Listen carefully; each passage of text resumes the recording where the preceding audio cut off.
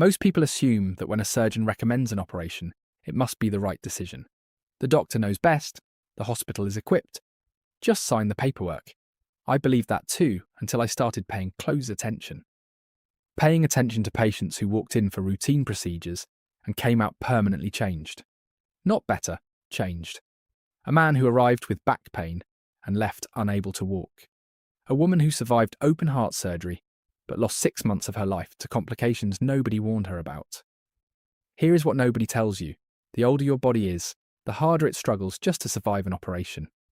Not the disease itself, the operation. My name is Dr. Mandel, and today I'm sharing the honest truth about 5 surgeries that carry serious, hidden risks for people over 60. Before we begin, one quick thing. If you are over 60 and you want to live longer, stronger, and healthier, with the freedom to make your own choices, give me 10 seconds. I took everything I share with my own patients and built it into one simple plan that has already helped thousands of people live their best life after 60. The link is right there on your screen. Just take a look once we finish. And if today's video helps you, subscribe, leave a like, and drop a comment. It helps me reach more people who genuinely need this information. Why age changes. Everything in surgery. Let me ask you something simple. If you take a brand new car and one with 200,000 miles on it and run both through the same stress test, do you expect the same result? Of course not. Yet for decades, medicine treated a 70-year-old body exactly like a 40-year-old one. Same surgical protocols, same recovery expectations, same timelines. That is slowly changing, but not fast enough. Here is what happens inside an older body under general anesthesia. The heart works harder. The lungs take longer to clear the anesthetic. The kidneys slow down processing medications. And the brain, this one surprises most people, becomes temporarily disoriented in ways that can last weeks or even months. Doctors call it post-operative cognitive dysfunction. In patients over 70, it happens far more often than anyone openly admits. Now, I want to be clear. Age alone is never a reason to avoid surgery. I have operated on 80-year-olds who recovered faster than some 50-year-olds. Age is just a number. But frailty is not. Frailty is a medical term, meaning the body's reserves have dropped below a critical level. About 40% of people over 75 show signs of frailty. That number rises to nearly 60% over 85. So the real question is never just whether someone can survive the operation. The real question is whether they can survive the recovery. Those are 2 very different things, and that difference matters enormously right now. Surgery 1. Open heart surgery in frail patients. Coronary artery, bypass grafting, or CABG, is one of the most common major surgeries performed on older adults. The concept is simple. Your arteries are blocked, so we reroute the blood flow. For the right patient, results are excellent. But here is what the brochure never shows you. Open heart surgery requires stopping your heart completely. You are placed on a bypass machine that performs the work of your heart and lungs while surgeons operate. For a healthy 60-year-old, that is manageable. For a 78-year-old with kidney disease, mild diabetes, and early cognitive decline, that bypass machine becomes a serious assault on every organ simultaneously. Studies show that in frail elderly patients, open heart surgery carries a 30 to 40% risk of major complications, including stroke, kidney failure, prolonged confusion, and extended ventilator dependency.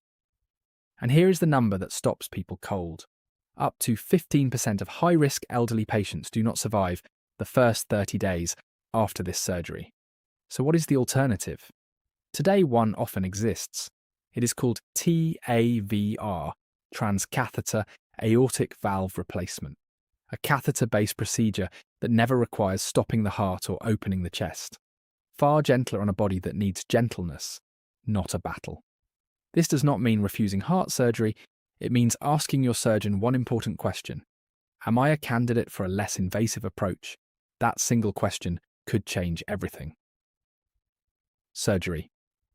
2. Aggressive spinal surgery. Back pain in your 60s and 70s is nearly universal.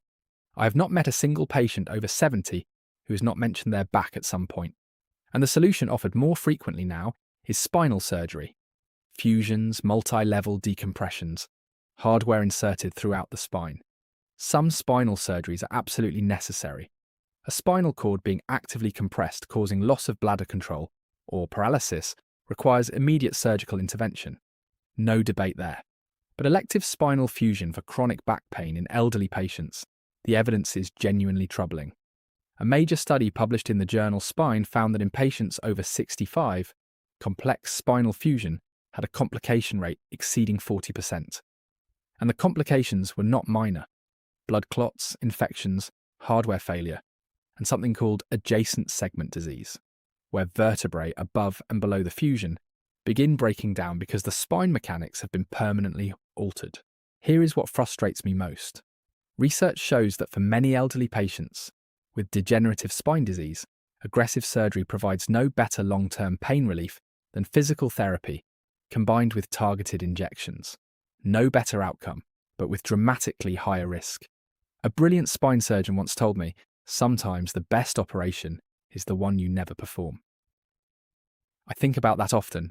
Have you ever been told surgery was your only option for back pain? Write that in the comments. I genuinely want to know how many of you have heard those exact words. Surgery 3. Major cancer resections. This one is the hardest to discuss because when someone hears the word cancer, the instinct is immediate and powerful. Remove it.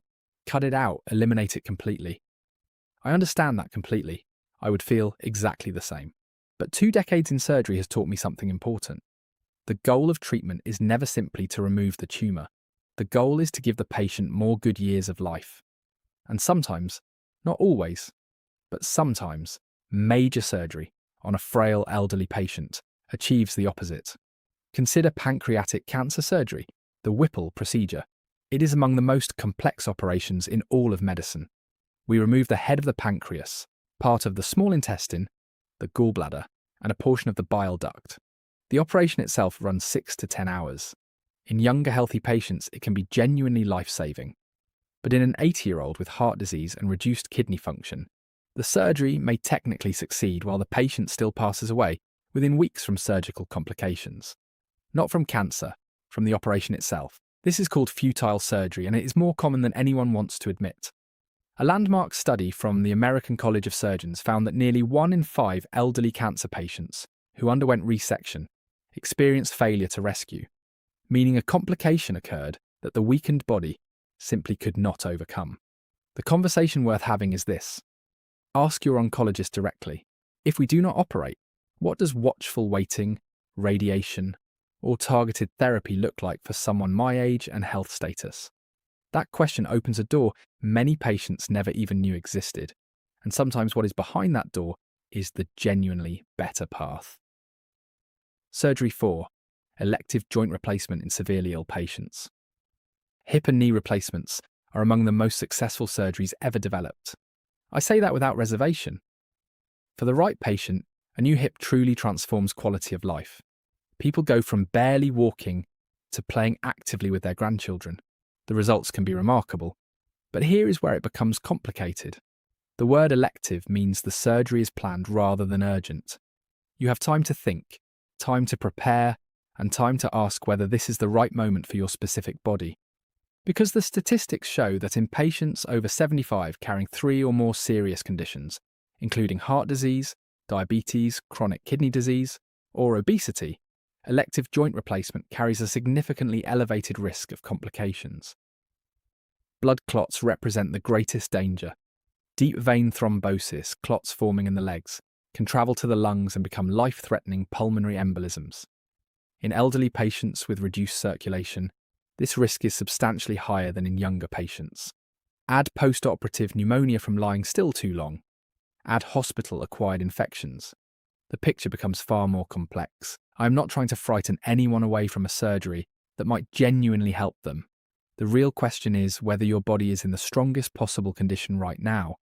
Optimizing blood pressure, blood sugar, body weight, and cardiovascular health before elective surgery can dramatically reduce complication rates. Some hospitals now require a formal prehabilitation program before scheduling these operations for high-risk elderly patients. That is exactly the right approach. Has your doctor ever discussed prehabilitation with you before a planned surgery? Most people have never even heard that word. They absolutely should. Surgery 5. Emergency abdominal surgery? This category is different from the others because you do not choose emergency surgery. It chooses you.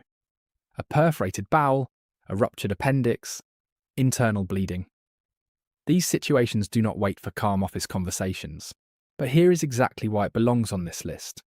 Understanding the risks in advance, before an emergency unfolds, changes how families make decisions in those terrifying moments. Emergency abdominal surgery in patients over 75 carries some of the highest mortality rates in all of surgery. We are looking at 30 to 50% in the most severe cases. Not because surgeons lack skill, but because an elderly body under sudden trauma is fighting on too many fronts simultaneously. The liver, kidneys, heart and lungs all face assault at the same moment. So what can you actually do? Two things. First, never ignore abdominal symptoms. Persistent pain, bloating, or changes in bowel habits in someone over 60 deserve prompt medical attention.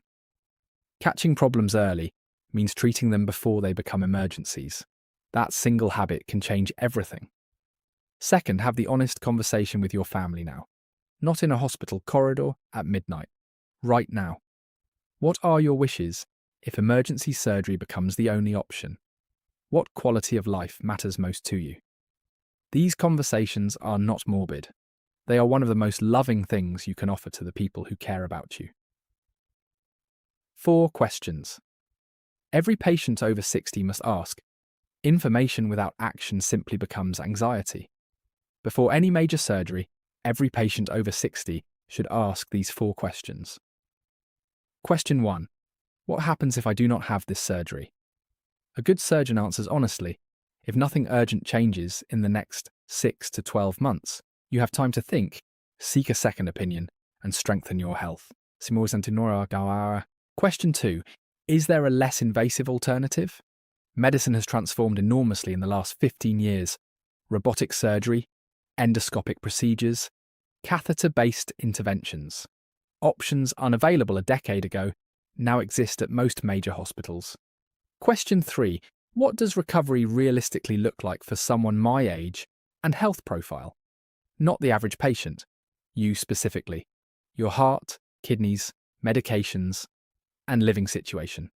The answer should be specific, never generic. Question 4.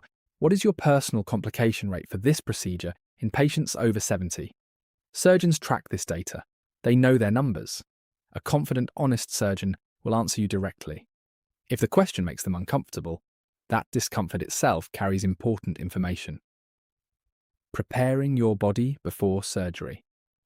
If surgery is the right decision for you, what you do in the 2 to 4 weeks beforehand matters enormously. Surgeons spend years mastering procedures.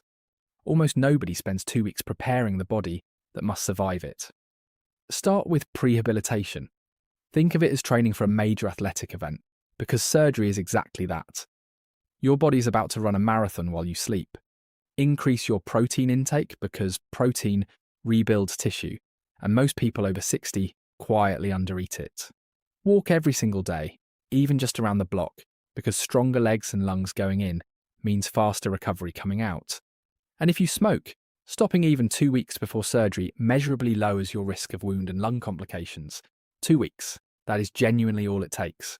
Have an honest conversation with your anesthesiologist before the operation.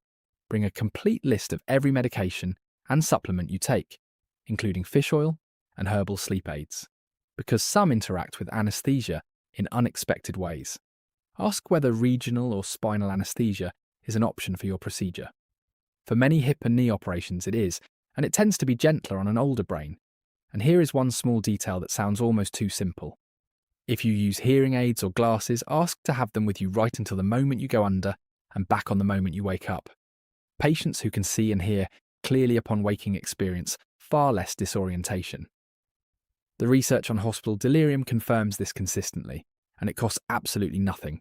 Set up your home recovery space before the surgery, not after. Arrange who will drive you home and stay those first few nights. Position your bed to minimize stair climbing. Clear rugs and cords that could cause falls. Fill prescriptions in advance. The first 72 hours after arriving home set the entire tone for your recovery. And please, always seek a second opinion. A skilled surgeon expects it, and welcomes it because they would want the same for their own family. Warning signs in a surgical recommendation. Learning to read how a surgical recommendation is presented tells you nearly as much as the surgery itself. The first red flag is pressure to decide quickly. Genuine urgency in elective surgery is rare. If a knee painful for 10 years suddenly must be replaced this month, ask why this particular month. The second red flag is a single path presented with no alternatives mentioned. By the time you are 70, there is almost always more than one available road. If alternatives were never raised, it is not because they do not exist. The third red flag is that the option of watchful waiting is never discussed. Conservative management is a legitimate medical choice, often the right one. If your surgeon cannot explain what happens if you simply monitor the situation, you do not yet have enough information to consent. The fourth red flag is how your questions land. If asking about complication rates or alternatives creates defensiveness or tension, pay careful attention to that tension. It is communicating something worth knowing. The fifth red flag is a glossed over recovery timeline. You will be back on your feet in no time is not a recovery plan.